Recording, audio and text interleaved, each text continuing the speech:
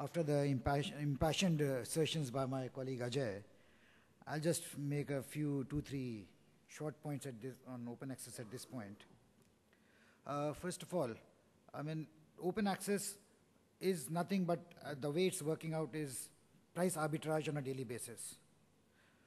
Taking the specific context of Haryana, they have given open access permissions for about 500 megawatts, out of which about 250 megawatts is bought on a day-ahead basis by the consumers, by the people who got this open access. Now this plays havoc with our system operation, with our system planning. How it works is if they're not able to contract the 250 megawatts, they easily say, okay, we surrender and we get our money back with a little bit of penalty.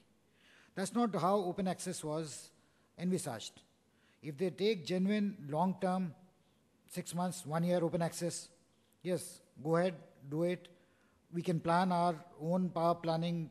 We can do our own power planning, our own system operation more meaningfully. That's now how it's happening. So this is, in a way, a total distortion of what open access was envisaged. Along with this, the cross-subsidy surcharge, the national tariff policy also said that cross-subsidy within the tariff structure should get reduced over a period of time. And along with that, a cross-subsidy surcharge should be reduced. Now what's happening is the cross-subsidy within the tariff is not reduced, it's probably increased, but the cross-subsidy surcharge is being reduced drastically by the regulators. Now this again is totally distorting the whole structure for the distribution companies. Today there are, to my mind, far more important pressing issues which are affecting the whole vitality, the whole existence of the distribution system. Open access is nowhere in that list of priorities. The financial sustainability of the distribution system is highly, highly suspect. Many reasons for this, but I would say the 2 or 3 again issues which again reflect on the regulatory, which are due to regulatory intransigence, I would say. One of the major reasons, as Ajay mentioned, is this whole concept of regulatory, creation of regulatory assets, which means that the regulator realizes there's a revenue gap, but he says, okay, there's a revenue gap, you're not able to meet it, but I'll not give it to you. But since I have to mention it somewhere, so they created this creature called regulatory asset, which is never realized. There are ethical issues, there are legal issues in this. Why should a future consumer in a future generation bear the cost of something, some reckless spending of the previous generation?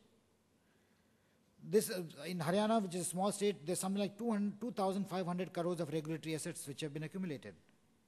With the annual ARR is just about 10,000 crores. So 25% of an ARR is gone into regulatory assets. Things like then fuel surcharge adjustments, they take the time, no holding costs are passed on. So the issues basically, I would say, of regulatory intransigence, which are affecting the viability and the sustainability of the distribution sector, apart from their own recklessness, of course. I'm not for a moment overlooking the recklessness of the distribution companies. The recent FRP, which has come about, the biggest blame, I would say there, the bankers and the distribution companies. In the process, in the FRP, both have escaped totally without a blemish. The bankers, they're not even prepared to take a small hit on their NPV. The biggest suckers, I would say, in the whole game, the state governments, 50% of the liabilities have been passed on to the state government, and the balance 50% is being restructured into long-term loans at a higher rate of interest. So what is this? I mean, no tariff increases were being given for the last many years. In the case of Haryana, for about 9 years, no tariff increase was given. And certainly all of this, the situation that we see today is because of those issues there.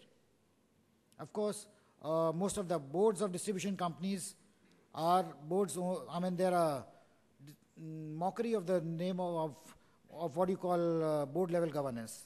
You have 2-member boards, you have 3-member boards, which are in a way captive to the presiding officers of the boards.